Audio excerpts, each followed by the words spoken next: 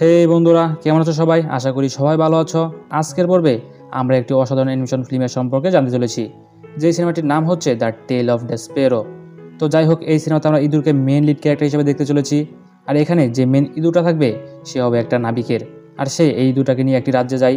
যাই হোক, এটাকে আবার ইঁদুর বলাটা ভুল হবে, এটাকে খাঁটি বাংলায় সাধারণত চিকা বলে আর কি, মানে ডাইরেক্ট ইঁদুর নয়। তো যে রাজ্য ওই জায়গাটা নিয়ে যাওয়া হয়, সেই রাজ্যের প্রজাদেরকে একটি বিশেষ দিনে একটি বিশেষ স্যুপ খাওয়ানো হবে। আর এই স্যুপটি তৈরি করবে রাজ্যের শাহী বাবুর্চি, আর এই দিনকে বলা হয় ওই রাজ্যের রয়্যাল স্যুপ ডে। তো যাই হোক, বাবুর্চির কাছে আমরা একটা জিন দেখতে পাই, যেটা হচ্ছে একটা সবজির জিন। জিনটি স্যুপ বানাতে সাহায্য করে বাবুর্চিকে। বাবুর্চি যখন স্যুপ বানাতে যায় তখন জিনের সাথে ঝগড়া লাগে, আর ঝগড়া লাগার এক পর্যায়ে বাবুর্চি একটি ওয়েপনের বোতল জিনের দিকে ছুঁড়ে মারে, আর তারপর অ্যাক্সিডেন্টলি বোতলটি স্যুপের মধ্যে গিয়ে পড়ে। কিন্তু এতে যা হয়, স্যুপটি আরও বেশি সুস্বাদু হয়ে ওঠে। আর যে জায়গাটি নাবিকের, তার নাম হচ্ছে রোজ কিউরো, আর সে এগুলো দেখে ফেলে। আর এরপর শাহী বাবুর্চি রাজা রানী সহ সকলকে পরিবেশন করতে আসে। আর রানী যখন স্যুপটা খেতে যাবে তখন কৌতূহলবশত রোজ কিউরো রানী স্যুপ খাওয়া দেখতে যায়, কিন্তু অ্যাক্সিডেন্টলি সে স্যুপের উপর পড়ে। আর এত কাছ থেকে রানী চিকা দেখে রানী এত ভয় পায় যে তার হার্ট অ্যাটাক হয়, আর সে সেখানেই মারা যায়। রাজা প্রচণ্ড খেপে যায়, আর এর ফলে পুরো প্রজারা আতঙ্কে ফেটে পড়ে। আর তিনি তার প্রজাদেরকে ওই ইঁদুরটাকে মেরে ফেলার হুকুম দেন। আর রোজ কিরো তখন তার জীবন বাঁচানোর জন্য দৌড়াতে থাকে। তখন সে দেখে তার যে মালিক ছিল সে তাকে ছাড়াই জাহাজ নিয়ে চলে গেছে, আর এদিকে সিপাহীরা তো ওর পেছনে পড়েই আছে। রোজ কিরো তখন পালাতে পালাতে একটা ড্রোনের মুখের কাছে এসে পড়ে। সিপাহীরা যখন তাকে মেরেই ফেলবে তখন সে এই গহীন ড্রেনের উপর লাফ দিয়ে পড়ে, আর তারপর মাটির অনেক নিচে অনেক গভীরে চলে আসে। আর সেখানে সে আরেকটা বৃদ্ধ চিকাকে দেখতে পায়, এবং এই জায়গাতে ওর মতো অনেক চিকা বসবাস করছে। আর এই বৃদ্ধ চিকাটি হচ্ছে সব চিকাদের লিডার, মানে রাজা। তো সে তার সাথে রোজ কিরোকেও নিয়ে যায়। আর এদিকে রাজা রানীর মৃত্যুতে অনেক শোকাহত হয়ে পড়ে, এবং রাজার যে রয়্যাল স্যুপের অনুষ্ঠান ছিল সেটা নিষিদ্ধ করে দেয়। ও পুরো দেশে স্যুপ তৈরি সকল জিনিসপত্র, যেমন ফল জল এর সাথে স্যুপ বানানোর জিনিসপত্র নিষিদ্ধ করে দেয়। আর এর ফলে যা হয়, রাজ্যে আকাল পড়ে, রোদ উঠে না, বৃষ্টি হয় না, শাকসবজি উৎপাদন হয় না। আর এদিকে আমরা দেখি জনগণের অবস্থাও খুব খারাপ, এবং রাজকুমারী দুঃখী হয়ে থাকে। আর এরই সাথে রাজ্যে ইঁদুর এবং চিকা সবই নিষিদ্ধ ঘোষণা করা হয়। আর তখন মাটির উপরে, মানে মানুষদের মধ্যে যে ইঁদুরগুলো বসবাস করত, সেখানে একটি ইঁদুর জন্ম নেয়। তবে ইঁদুরটি সবার থেকে ভিন্ন ছিল, কারণ এর কান অনেক বড় ছিল, খরগোশের মতো। আর এর নাম রাখা হয় ডেসপেরো, আর তার নামে এই সিনেমাটি। তো যাই হোক, ধীরে ধীরে ডেসপেরো বড় হতে থাকে, আর কান বড় হওয়ার কারণে সে বাকি ইঁদুরদের চাইতে অনেক ভালো শুনতে পায়। আর তার সবচেয়ে যে বিষয়টি স্পেশাল, তার সাহসিকতা। আর এর সাথে সাথে সে প্রচুর কৌতূহলী, মানে নতুন জিনিস জানার আগ্রহ, এবং সে সব সময় বিপদের মুখোমুখি হতে চায়, মানে চ্যালেঞ্জ নিতে চায়। আর এই কারণেই তার বাবা মা ও শিক্ষক সহ সবাই অনেক চিন্তিত ছিল, কারণ তার ব্যবহার সাধারণ ইঁদুরদের মতো ছিল না। আর পাশাপাশি ও মাটির নিচে যে চিকা ওয়ার্ল্ড রয়েছে, বা চিকাদের পৃথিবী রয়েছে, সেখানে যেতে চায়, যেখানে যেতে বাকি সব ইঁদুর প্রজাতিরা ভয় পায়। তো যাই হোক, এরপর মাটির গভীরে চিকাদের পৃথিবীতে আমাদেরকে রোজ কিউরোকে দেখানো হয়। আর এখানে থাকতে তার মোটেও ভালো লাগে না, কিন্তু সে এখানে ফেসে গিয়েছে।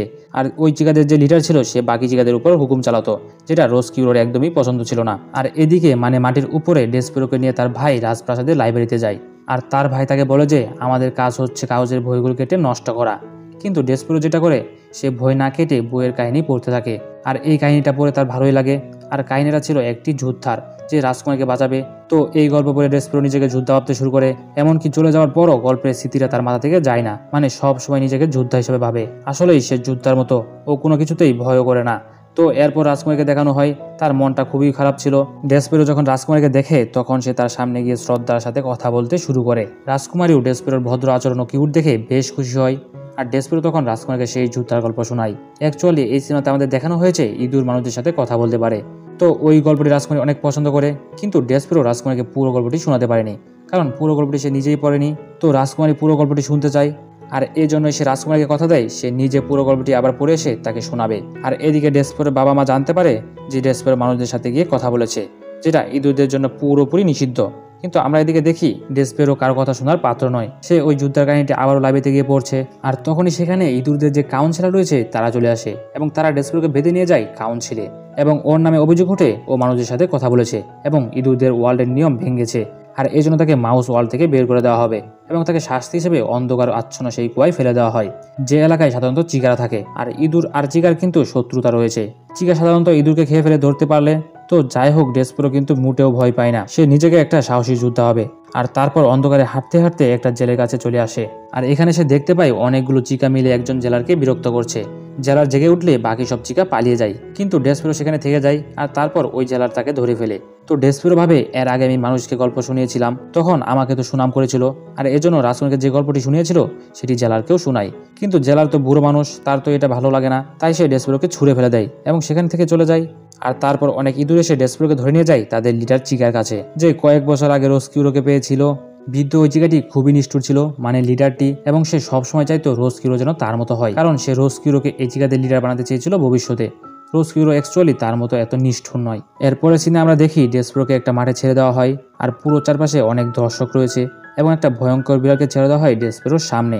তবে বিড়ালটি চেনে বাঁধা ছিল, কিন্তু আস্তে আস্তে চেনটা লুজ করা হচ্ছিল এবং তাতে ওই বিড়ালটি ডেসপেরোকে আক্রমণ করতে থাকে। কিন্তু ডেসপেরোকে দেখে রোজকিউরোর অনেক মায়া লাগে, আর সে ওই লিডারকে অনুরোধ করে যে আমি ওকে খেতে চাই।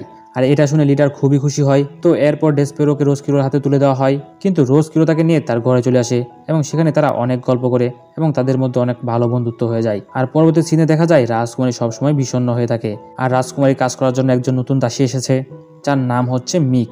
আর সে নিজেও রাজকুমারী হতে চায়, আর এই জন্যই রাজকুমারীর যে ক্রাউন রয়েছে সেটা চুরি করে আর সেগুলোকে নিজের রুমে নিয়ে নিজেকে রাজকুমারী ভাবতে থাকে। তো একদিন যখন সে আয়নার সামনে নিজেকে রাজকুমারী বানাচ্ছিল, তখন সিনিয়র একটি দাসী আসে এবং তাকে দেখে ফেলে।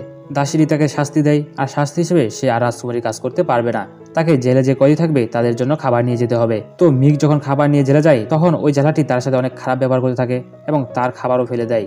তখন মিক বলে, আমি যেমন তেমন দাসী নই, আমি রাজকুমারী দাসী, আমাকে সম্মান দিয়ে কথা বলবে। তো জেলার রাজকুমারীর নাম শুনে আরো বেশি রেগে যায়। আর তখন আমরা ওই জেলার পিছনের একটা কাহিনী জানতে পারি, যেটা হচ্ছে অ্যাকচুয়ালি তার একটি মেয়ে সন্তান ছিল, কিন্তু টাকার অভাবে সে তার মেয়েটিকে নিজের কাছে রাখতে পারেনি, সে একটা পরিবারকে দিয়ে দিয়েছিল লালন পালন করার জন্য। আর এই কথাগুলো রোজকিউরো আড়াল থেকে শুনতে পায়, আর তারপর ডেসপেরোকে বলে, এই সবকিছু আমার জন্য হয়েছে, আমার কারণেই আজ থেকে কয়েক বছর পূর্বে রানী মারা গিয়েছে, রাজ্যে আকাল দেখা দিয়েছে, আমার কারণেই রাজকুমারী সবসময় বিষণ্ণ থাকে। এরপর রোজকিউরো ঠিক করে, মানে ওই জায়গাটি ঠিক করে রাজকুমারীর সাথে দেখা করে তার কাছে মাফ চাইবে। এরপর সে লুকিয়ে রাজকুমারীর সাথে দেখা করতে যায়, কিন্তু রাজকুমারী তাকে দেখেই চিনতে পারে যে এটাই সেই চিকা যার কারণে তার মা মানে রানী মারা গিয়েছিল। আর রাজকুমারী চিৎকার করতে শুরু করে, কিন্তু রোজকিউরো তাকে অনেক বোঝানোর চেষ্টা করে, কিন্তু রাজকুমারী কোনো কথাই শুনে না এবং তাকে মারতেই যাবে, তখন সিপাহীরাও চলে আসে। আর রোজকিউরো নিজের প্রাণ বাঁচানোর জন্য সেখান থেকে পালিয়ে নিজের জীবন বাঁচাতে পারলেও রাজকুমারীর প্রতি তার প্রচুর ঘৃণা চলে আসে, আর সে মনে করে রাজকুমারী তাকে অনেক বেশি অপমান করেছে, এজন্যই সে রাজকুমারীর উপর প্রতিশোধ নিতে চায়। আর তারপর সে সর্বপ্রথম মিকের কাছে যায়, মানে ও যেহেতু নিজেকে রাজকুমারী পছন্দ করতো, এজন্য সে মিককে ইউজ করার চিন্তা ভাবনা করে। আর আমরা দেখি সে মিককে ভুল বোঝাতে থাকে এবং মিককে বলে, আমরা যদি রাজকুমারীকে বন্দি করে ফেলতে পারি তাহলে তুমি রাজকুমারীর জায়গা নিতে পারবে। আর মিক তো অ্যাকচুয়ালি বোকা ছিল, সে রোজকিউরোর কথায় পুরো বলে যায়, আর রাজকুমারীকে বলে নিচে অনেক সুন্দর একটি কিউট ইঁদুর রয়েছে, আর সেটা দেখতে রাজকুমারীকে সাথে নিয়ে নিচে চলে আসে। আর এই মুহূর্তে রোজকিউরো করে কি মিককেও ধোকা দেয়, সে রাজকুমারী এবং মিককে একটি কামরায় বন্দি করে দেয়। আর তখন সেখানে রাজকুমারীকে দেখতে ডেসপেরো আসে, রাজকুমারী তখন ডেসপেরোকে তার গলার হীরার রকেটটি দেয় এবং বলে, এটা আমার বাবাকে দেখাবে, ও বলবে আমি খুব বিপদে আছি। তো ডেসপেরো তখন তার জীবন বাজি রেখে সকল বাধার টপকে রাজার কাছে যেতে থাকে, কিন্তু হঠাৎ করে তার লকেটটি পড়ে যায়। তো তারপর সে রাজার কাছে গিয়ে বলার চেষ্টা করে রাজকুমারী বিপদে রয়েছে, কিন্তু রাজা তার কোনো কথাই শুনে না। অ্যাকচুয়ালি রানী মরে যাওয়ার পর, এত বছর হয়ে যাওয়ার পরও রাজা তার সুখে এখনো ডুবে রয়েছে এবং ডেসপেরোকে খেয়ালই করে না। তখন ডেসপেরোর কাছে একটা রাস্তায় খোলা রয়েছে, সেটা হচ্ছে তার পরিবারের কাছে গিয়ে হেল্প চাইবে। তো তার পরিবারের কাছে গেলে তার পরিবার তাকে দেখে ভয় পায়, সবাই মনে করে এটা ডেসপেরোর ভূত। অ্যাকচুয়ালি ডেসপেরোকে যে অন্ধকার কুয়ায় ফেলে দেওয়া হয়েছিল, ওখান থেকে কোনোভাবেই কেউ বেঁচে ফিরতে পারে না, কারণ চিকারা তো খেয়ে ফেলবে, নয়তো না খেয়ে মারা যাবে। কিন্তু ডেসপেরো সবাইকে বোঝানোর চেষ্টা করে সে বেঁচে রয়েছে, কিন্তু তারপর ওকে দেখে সবাই পালিয়ে যায়। আর তখন সবাইকে বিশ্বাস করার জন্য ডেসপেরো ওই শহরে যে ঘন্টাটি রয়েছে সেটা বাজিয়ে দেয়, আর এই ঘন্টা বাজলে সাধারণত শহরে সবকিছু আগে চালু হতো। তো ঘন্টা বাজার পর শাহী বাবুর্চির অনেকদিন পর তার ডিউটির কথা মনে পড়ে, আর স্বপ্নে তিনি শাকসবজি দেখতে পান, আর এই ঘন্টার শব্দে তার মনও চেঞ্জ হয়ে যায় এবং নতুন উদ্যম আসে ও তিনি ঠিক করেন স্যুপ বানাবেন। যাই হোক, তারপর তিনি স্যুপ বানানো শুরু করেন। স্যুপের গন্ধ যখন চারদিকে ছড়িয়ে পড়ে, তখন সেই জিনটিও ফিরে আসে যে তাকে স্যুপ তৈরিতে সহায়তা করত। আর তখন আমরা দেখতে পাই ডেসপেরো বাবুর্চি ও জিনটার কাছে যায় এবং তাদের বলে রাজকুমারী বিপদে রয়েছে, তাকে বাঁচাতে হবে। কিন্তু বাবুর্চি তার কোনো কথাই শুনে না, কিন্তু জিনটি ডেসপেরোকে বলে আমি তোমাকে সহায়তা করব। আর এই জন্য জিন আর ডেসপেরো রাজকুমারীকে বাঁচানোর জন্য যায়। আর তারা যখন নিচে যায়, তখন দেখে চিকাদের মাঝখানে রাজকুমারীকে বেঁধে রেখেছে, কিন্তু তারা যখন সিঁড়ি বেয়ে উঠছিল তখন ধাক্কা খেয়ে নিচে পড়ে যায়, যার ফলে জিনটির শরীরের অংশ, মানে জিনটি তো ফল দিয়ে তৈরি, তার শরীরটা ভেঙে যায়। সে ডেসপেরোকে বলে আমি আর তো কিছু করতে পারবো না, তুমি যাও রাজকুমারীকে বাঁচাও। আর অন্যদিকে আমরা দেখি ওই লিডার চিকাটি রোজকিউরোকে বলে খাবারের ঘন্টা বাজাও, আর ওই ঘন্টা বাজালে সকল চিকারা রাজকুমারীকে জ্যান্ত খেয়ে ফেলবে। কিন্তু রোজকিউরো ডাইরেক্ট মানা করে, সে বুঝতে পারে সে অনেক বড় একটা ভুল করে ফেলেছে। রাজকুমারী নিরপরাধ, তাকে বন্দি করা উচিত হয়নি। আর এর ফলে রোজকিউরের সাথে লিডারটির ঝামেলা বাজে এবং ওই লিডারটি নিজেই খাওয়ার ঘন্টা বাজিয়ে দেয়। আর তখন সব ইঁদুর রাজকুমারীকে খেতে এগিয়ে আসে। আর তখন সেখানে পৌঁছে যায় আমাদের হিরো ডেসপেরো। আর সে ওখানে যে ভয়ঙ্কর বিড়ালটি বন্দী ছিল তাকে পুরোপুরি ছেড়ে দেয়। ওই বিড়ালটি যেটা করে, এতদিনের রাগ ওকে আটকে রেখেছে, সবগুলো চিকার উপর হামলা শুরু করে। আর চিকারা তখন প্রাণ বাঁচাতে পালানো শুরু করে। এদিকে ডেসপেরো হাতে সুই নিয়ে, মানে তলোয়ার হিসেবে হাতে সুই নিয়ে যুদ্ধার মতো বাকি সব চিকাদের সাথে যুদ্ধ করছে রাজকুমারীকে মুক্ত করার জন্য। কিন্তু তখন ওই লিডার চিকাটি তাকে ধরে ফেলে। আর এদিকে আমরা শহরে দেখি অনেক বছর পর সূর্যের আলো এসে পড়েছে। আর সূর্যের আলো যখনই রাজকুমারীর ওই লকেটের উপরে এসে পড়ে, যেটি রাজকুমারী ডেসপেরোকে দিয়েছিল তার বাবাকে দেওয়ার জন্য, সেই হীরাতে সূর্যের আলো প্রতিফলিত হয়ে চিকাদের যে জায়গাটা রয়েছে সেখানে পুরো জায়গা আলোকিত হয়ে যায়। আর তখন রোজকিউর একটি গ্লাসের আলো ওই লিডারটির চোখের উপর ফেলে। আর এ কারণে ওই লিডারটি নিচে পড়ে যায়, মানে যেখানে বিড়ালটির মাঠ ছিল। আর এরপর বিড়ালটি তার উপর আক্রমণ শুরু করে। লিডারটি তখন বাঁচার জন্য বিড়ালটির যে ঘর ছিল সেই ঘরের মধ্যে ঢুকে যায়। আর তারপর বিড়ালটিও সাথে সাথে ঢুকে যায়। আর রাজকুমারী তখন ওই দরজাটা বন্ধ করে দেয়। আর আমরা বুঝতে পারি বিড়ালটি চিকার লিডারের কেল্লা হতে করে দিয়েছে। এরপর আমরা দেখি রাজকুমারীর কাছে রোজকিউরো ক্ষমা চাই, আর রাজকুমারীও রোজকিউরোকে ক্ষমা করে দেয়। আর এদিকে দেখি রাজকুমারী সেই দাসী মানে মিকো জেলে বন্দী রয়েছে। তারপর জেলা যখন সেইখানে যায় তখন ওর ঘাড়ে একটা চিহ্ন দেখতে পায়। আর তখন সে বুঝতে পারে এই দাসীটি তারই মেয়ে, যাকে 20 বছর আগে টাকার অভাবে সে একটা পরিবারের কাছে দিয়ে দিয়েছিল। তো সে তার মেয়েকে ফিরে পেয়ে খুবই খুশি হয়, আর মিকো তার বাবাকে পেয়ে খুবই খুশি হয়। আর তারপর মিক এসে রাজকুমারীর কাছে ক্ষমা চায়, যাতে রাজকুমারী তাকে ক্ষমা করে দেয়। এরপরে সিনে আমরা দেখি মিক তার বাবার সাথে রাজার চাকরি ছেড়ে দিয়ে ফার্মে সারা জীবন বসবাস করার জন্য চলে যায়। আর এদিকে রাজাও তার ভুল বুঝতে পারে এবং পুনরায় আবার সেই বিখ্যাত স্যুপ ডে চালু করা হয়। আর আমরা দেখি ডেসপেরো ও রাজকুমারী অনেক ভালো বন্ধু। আর রোজকিউরোকে আমরা দেখি সে তার আবার মালিকের জাহাজে রয়েছে। আর এভাবেই এই সিনেমাটি হ্যাপি এন্ডিং হয়। তো কেমন লাগলো বন্ধুরা আজকের ভিডিও? ভালো লাগলে অবশ্যই লাইক করো, কমেন্ট করো, শেয়ার করো।